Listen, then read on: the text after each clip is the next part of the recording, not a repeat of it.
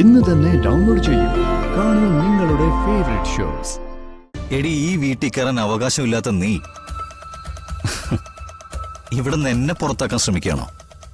അവകാശത്തിന്റെ കാര്യമൊന്നും തൽക്കാലം ആരും സംസാരിക്കണ്ട. ഇവിടുന്ന് പുറത്തിറങ്ങാനാ പറഞ്ഞത്.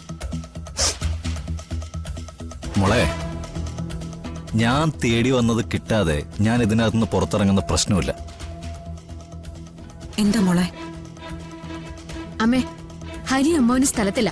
ഞാൻ കയറി വരുമ്പോ ഇയാള് ഹരിയുടെ മുറി ചെക്ക് ചെയ്യാം.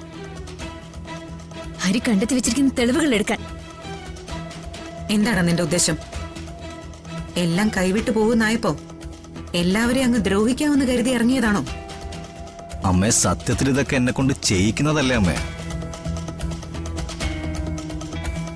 ഞാൻ എന്റെ വഴിക്ക് ജീവിച്ചോട്ടെ എന്ന് ഇവരൊക്കെ ഒന്ന് ചിന്തിച്ചിരുന്നെങ്കിൽ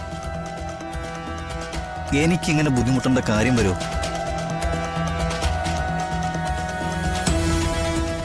ഇല്ല. ജെആറിനെ കുറിച്ച് നാട് മുഴുവൻ അന്വേഷിക്കുന്നു. ജെആറിനെ കുറിച്ചുള്ള കഥകൾ അറിയാൻ മീഡിയക്കാര് വട്ടം കൂടിയിരിക്കുന്നു. എവിടെ നോക്കിയാലും ചർച്ചാ വിഷയം ജെആർ. അതിന് വഴിമരുന്ന് ഇട്ടുകൊടുത്തവന്റെ വീട്ടില് ഞാൻ കയറിയാൽ എന്താ, ഇല്ലെങ്കിൽ എന്താ? നീ ചെയ്ത കർമ്മത്തിന്റെ ഫലമാണ് നീ ഇപ്പൊ അനുഭവിക്കുന്നത്. തൽക്കാലം ഈ വീട്ടിൽ നിന്ന് ഇറങ്ങിപ്പോ. രാമകൃഷ്ണേട്ടനോ ഹരിയോ ഇല്ലാത്തപ്പോ വീടിന്റെ ഉത്തരവാദിത്വം അവരെന്നെയാണ് ഏൽപ്പിച്ചിരിക്കുന്നത്. ഓഹോ, പറഞ്ഞത് കേട്ടില്ലേ? ഇറങ്ങി പോവാൻ. മോളെ, ഒരുപാട് ശൗര്യം നീ എന്റെ അടുത്ത് കാണിക്കരുത് കേട്ടോ. ഹരിയുടെ ഒപ്പം ജീവിക്കേണ്ടെന്ന് ഞാനിപ്പോ നിന്നെ വിലക്കിയിട്ടേ ഉള്ളൂ. പക്ഷെ കൊല്ലാനായിട്ട് നീ എന്നെ നിർബന്ധിക്കരുത്. താൻ പേടിപ്പിക്കാണോ?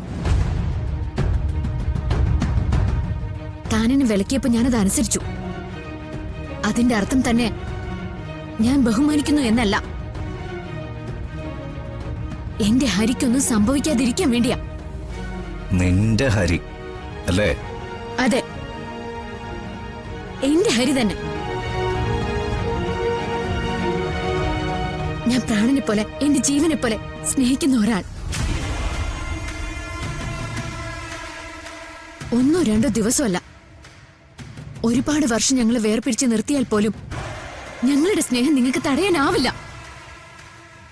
എത്ര നാളുകൾ കഴിഞ്ഞാലും ഞാൻ എന്റെ ഹരിയോടൊപ്പം അന്തസ്സായിട്ട് ജീവിക്കും.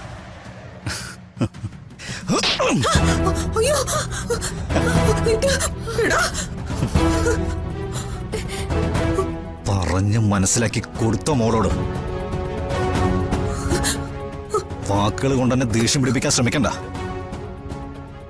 തീർത്ത് കളയും ഞാൻ. എണ്ണി എണ്ണി തീർക്ക് ഞാൻ എല്ലാത്തിനും.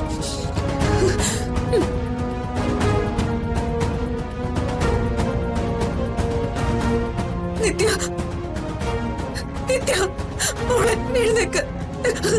മോളെ